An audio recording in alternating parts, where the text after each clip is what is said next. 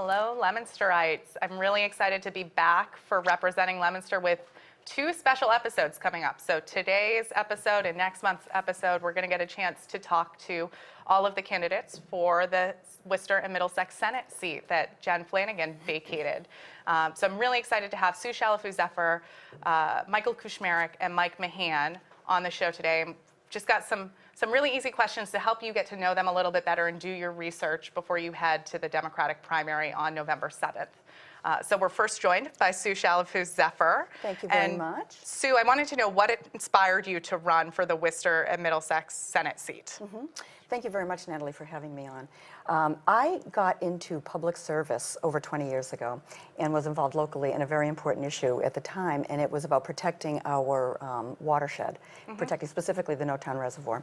So that was a community issue that I was helping organize, and was successful in that because the industrial park that was threatening our water supply was not built, but it was a win-win because the land was bought by the state and everybody came out happy. And then after that, I decided to run for city council. I thought, no, it's important for me to be at the table when decisions are made. So I ran for the city council, and since then, have been involved, as an elected official in the city council. And through my work at Ginny's, I've been with Ginny since 2013 when Ginny White retired. I have seen across the region the struggles that people are having. So I have a real sense of what people's needs are, what their concerns are, and the kind of advocacy that I think would be helpful to them.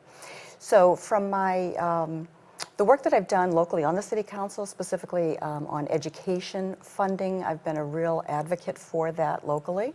And in terms of substance abuse and addiction and mental health services and treatment for people, we see that every day at Ginny's. So I think that the reason I decided to run for the Senate was because I thought, I would continue the work that I've been doing locally, just for a broader constituency. Yeah, and so 11 cities and towns, very, very diverse. And so what is it about the 11 cities and towns? The 11 cities and towns, Fitchburg, Gardner, Leominster are very, very different, which I am finding out as I knock on doors and go meet people all over the cities. Some things we have in common, education funding is a challenge, certainly. People in every community are feeling property tax, that burden, because the burden has really shifted. The state funds less in terms of education, and local property tax owners are really shouldering the bulk of that burden. So across the cities and towns, people have environmental concerns, they have healthcare concerns, they have substance abuse and mental treatment concerns. Transportation is another very big issue, lack of public transportation, evenings and weekends, traffic congestion. So those things I find across all of the cities and towns, even though each city and town has its own specific concerns. Yeah, so you just brought up a lot of really important issues that we deal with kind of at the state level. Is there a particular issue that you are most excited to be working on heading into this role? Yes, I think education funding specifically, and I think that by changing the way that public education is funded, that really will help every single community and every single taxpayer, even if you don't have kids in public school or school age, because what that will do again is it will shift and lift some of the pressure off of local property taxpayers that are now funding, the lion's share of public school cost. So that's very, very important. Another thing that I'm very concerned about, and also would have regional impact, is increased and improved public transportation. And that's why, I support the Fair Share Act, because the money that is generated from that is earmarked specifically for education and transportation. Now, can you explain a little bit about what the Fair Share Act will do and kind of who's going to be asked to pay their fair share? Absolutely. The Fair Share Act asks for people who earn income over $1 million. So not me. I'm Not you. very sure that I'm not in that group and probably will never be. No, it's a very, very small portion of the population that would be affected by this. And so it's 4 cents on the dollar on income over $1 million. And what that would do is generate almost $2 billion, and that money would be used to support transportation issues in general, and then also public education. And people across, people who make over $1 million, they actually pay less in taxes as a percentage on their income than, most of us do, you or I do.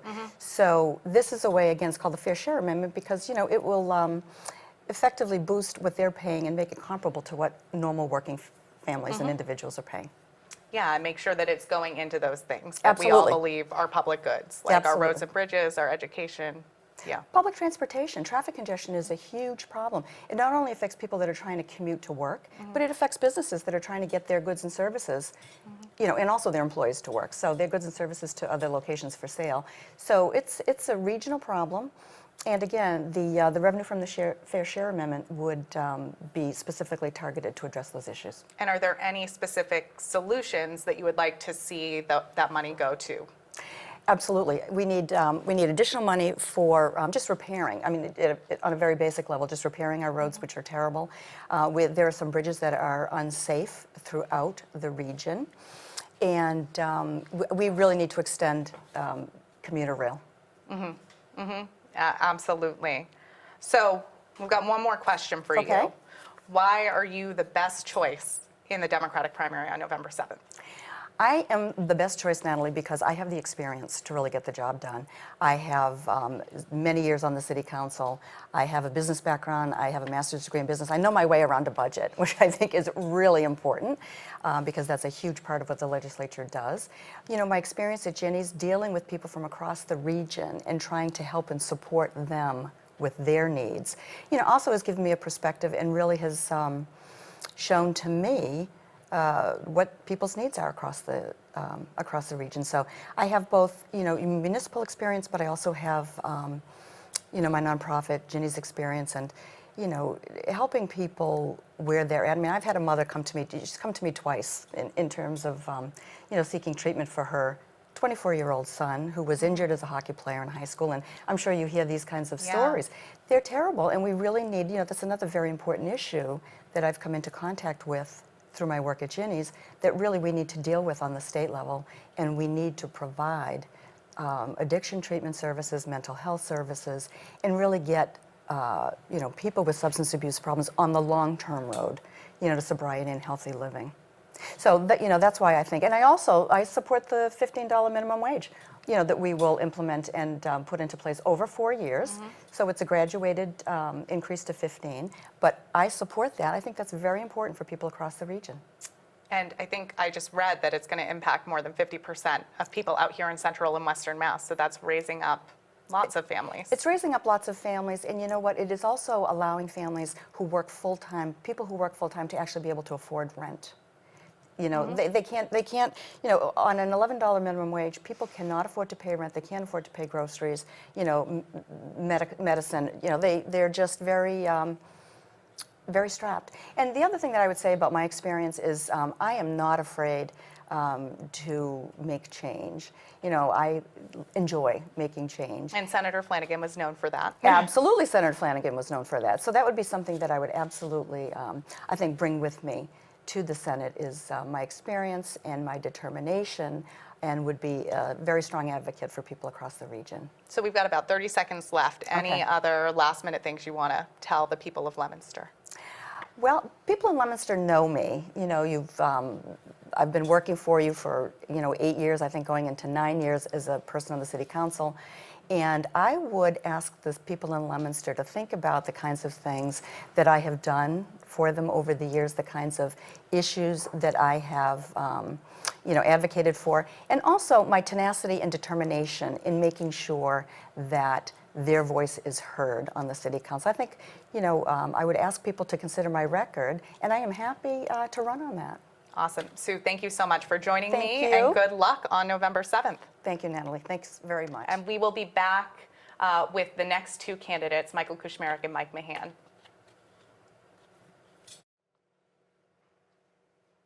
Welcome back. So I am joined by Michael Kushmerek from Fitchburg, and so glad to have you here. And so we've got 3 questions for you. And the first one, what inspired you to run for the Worcester and Middlesex Senate seat? Well, Representative Higgins, thank you for having me here.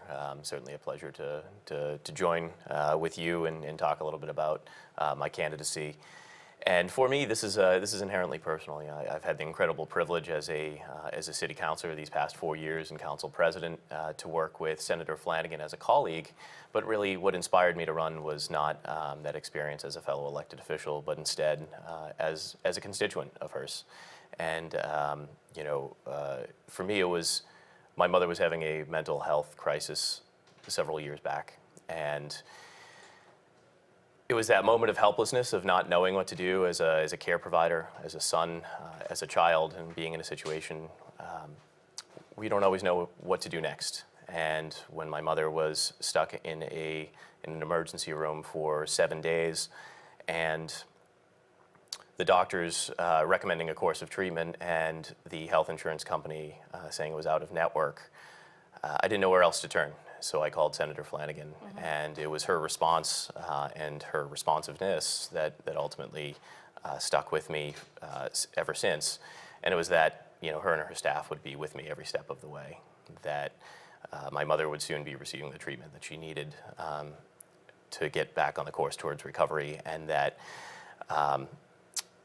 if by Monday morning, it was a Friday then, if by Monday morning she wasn't in the proper facility, that she'd be dragging the president of the health insurance company to the floor of the Senate to hold them accountable for denying access and coverage for residents like my mother. And it was both that level of responsiveness that really stuck with me, and being willing and able to take the call on a Friday and communicate with me throughout the weekend. But had it not been for her, my mother wouldn't be living independently today, and wouldn't be recovered. So truly, I look at this, you know, and say, why else would you go into public service if not to help someone out in their moment of need and during a crisis situation? And you know, shortly thereafter, I made a commitment to myself that I'd dedicate the rest of my career to public service, and trying to not repay Senator Flanagan for what she'd done for me personally, but trying to help other constituencies and other residents in the same way that she had helped me and my family. And if I can spend the rest of my career trying to help someone the same way that she helped me, that would be a career well spent. But I realize that elected officials like you, Natalie, every day help so many countless individuals across the district. So thank you. Yeah, and I can assure you it is definitely a 24/7 job, so I'm glad you're up for that task. So you talked about some issues, but I'm wondering if there's one particular issue that you're most excited to be working on if you're elected. Absolutely, and for me, that's education and public higher education. You know, I've spent the past 10 years of my life working in higher ed, and as a product of public education from, you know, pre-K all the way through my master's degree at Fitchburg State University, it's an area I'm particularly passionate about and get excited about. You know, in Massachusetts, we often talk about education and higher ed as being, you know, the competitive difference between us and every other state, and that, you know, we're the leaders in education. And while I think that's certainly true, we have incredible school districts, you know, particularly here in the Worcester and Middlesex district. If we're going to continue to maintain that competitive edge, if we're going to continue to be able to feed workforce development programs and provide, you know, innovative higher education opportunities, we need to fund it like it's a priority. And I know the Foundation Budget Review Commission just several years ago issued recommendations in the tune of, you know, nearly $1 billion increase to adequately fund the needs across education and special education. And you know, I'd be fighting tirelessly to continue those recommendations and work to implement them, like I know so many in our delegation, like yourself, have continued to fight for. And you know, when you look at Chapter 70 funding, as well as our circuit breaker program that provides or provides funding and essential funding to our special education programs, it's truly needed in a district like this. And I think that's where it's crucial that we continue to advocate and remind Boston that there's school systems, and there's excellent school systems and educational opportunities outside of the 95 and 495 belts. So for me, that's I look to continue that work of, you know, affordability and accessibility to public education, and making sure that we fund education so that it's a right for everyone and not just a privilege for a few. And so aside from implementing the Foundation Budget Review Commission recommendations, what other solutions do you see? There's been a lot of talk at the state level about moving towards a tuition-free system at the state university level. That certainly excites me. When we talk about affordability and accessibility, the cost is obviously a huge factor. Mm-hmm. So I'd be fighting tirelessly to make sure we can do that. That comes with cost, and we have to weigh its implications on the budget. But wherever we can move towards breaking down financial barriers and advancing the opportunity for so many of our Commonwealth residents to pursue degrees at our incredibly excellent higher education institutions, we need to do that. Well, public higher education is a near and dear place in my heart as a first-generation college student. We've got one more question, Sure. And I just want to know, why are you the best choice in the Democratic primary coming up in less than a month on November 7th? So I would point to my track record and my experience as a city councilor, where I've served for past 4 years, but primarily the past 2 years as city council president. I was fortunate enough to be elected by my peers to council presidency at the same time as Mayor Natalie was inaugurated. And I've had the incredible privilege of working alongside him these past 2 years. And when we took these new roles, it was a somewhat divisive time for Fitchburg, and the track record had been that legislative and executive didn't always get along, and that there was it was kind of a competitive feud of sorts. And we sat down early on, and we made the decision that there would be collaboration and communication moving forward, and that disagreements were fine, and we've had plenty, but it has to be productive, and that we have to, we can disagree on how we get there, but we shouldn't be disagreeing about the overall direction of where we need to move the city, which is always forward. So, regardless of where you stand on issues or regardless of the letter next to your name, I think it's crucial that on a city council of 11 or across any legislative community that you work with people of different mindsets and of different beliefs, and you work towards that common goal. And I feel like in Fitchburg we've done that, to properly fund education, and meet net school spending for the first time.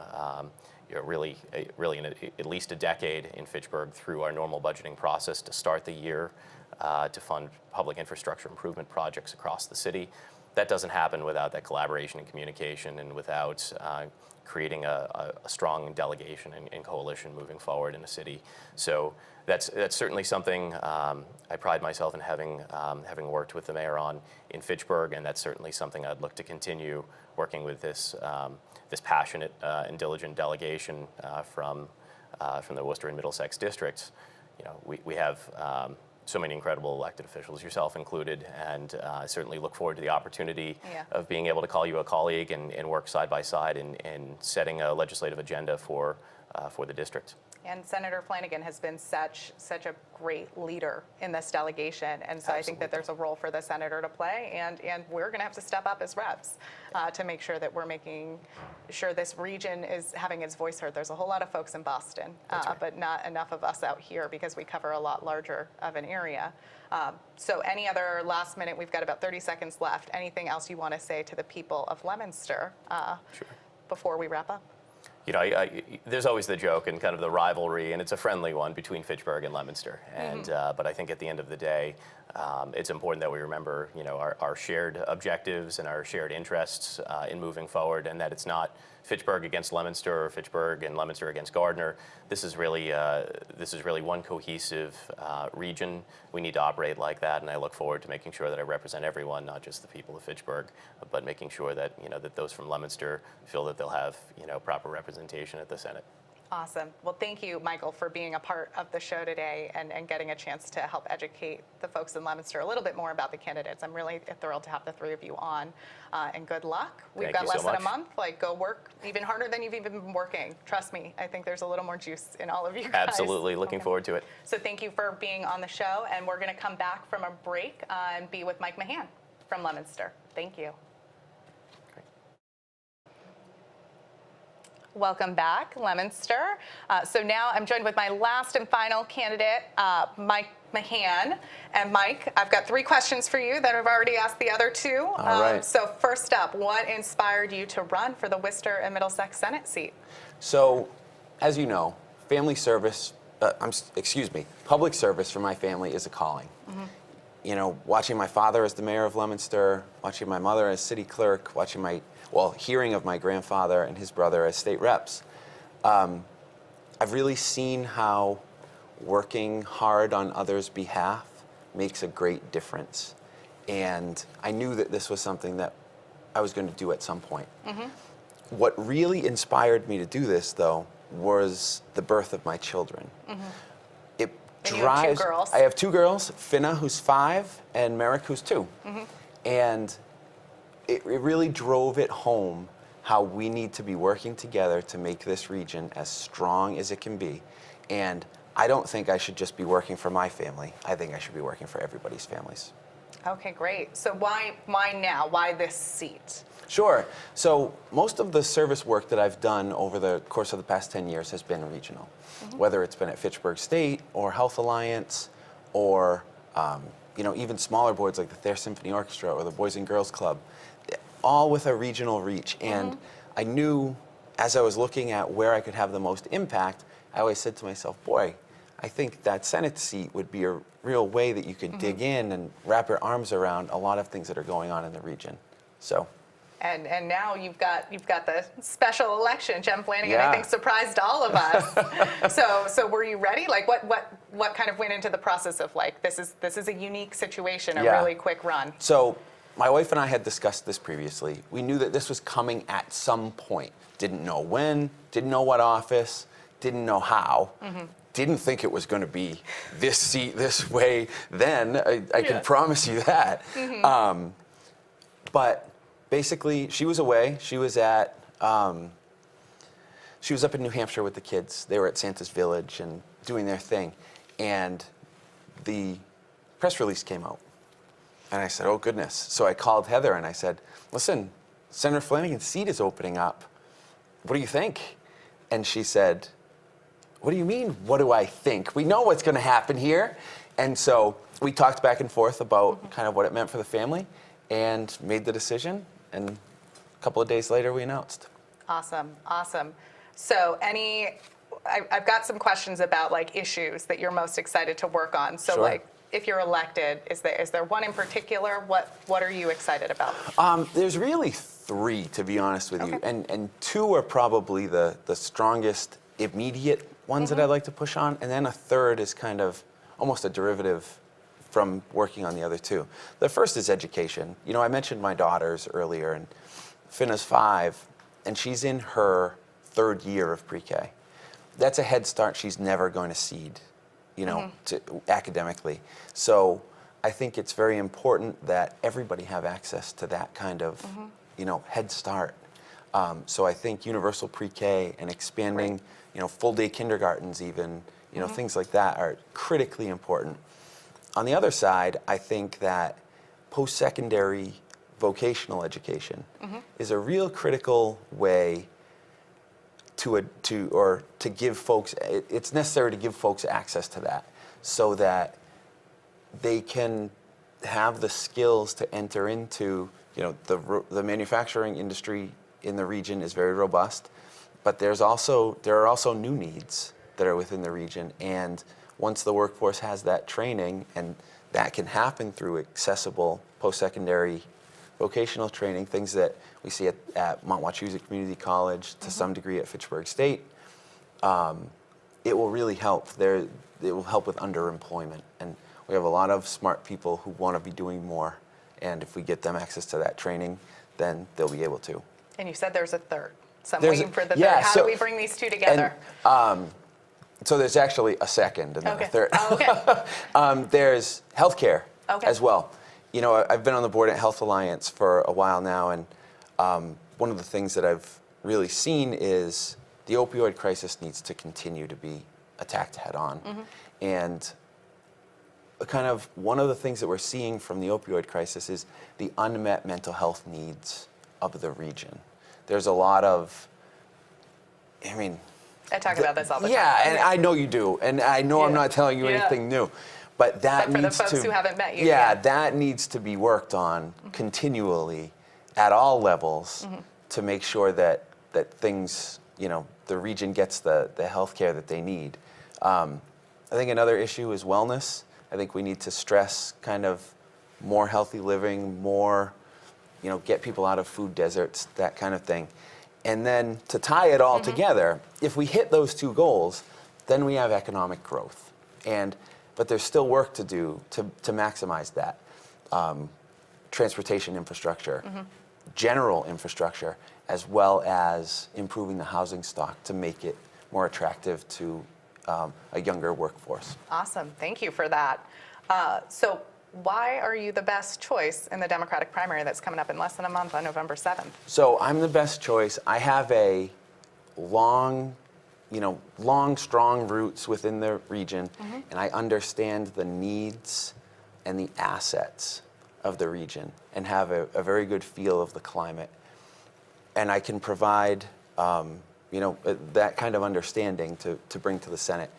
I'm also a business executive, and that gives me an angle on things that you don't all the time often see in the legislature, and I think it would be a welcome change for some of the things that we see. And the third really is there's no other candidate has the type of experience that I have on the executive level as a fiscal agent in healthcare and higher ed. It shows that I have the right mix of policy understanding and leadership that the district needs. Great. And So I can promise I'll never be outworked. I might I know challenge you I on will be that. running on that one. So we've got a little bit of time left, and I want to make sure you get the same amount of time as everyone else. Is there anything else you want to tell the folks in Leominster about before, as they're doing their research, as they're looking at the candidates? Sure. I think the knowing me is not always easy. When it's hard to find information about the candidates.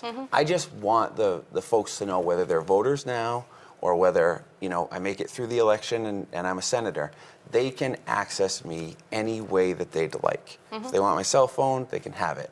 If they want to email, they can have it. I want to be accessible. I don't want to be a senator just sitting in a chair. I want to be a senator like we've seen on Main Street.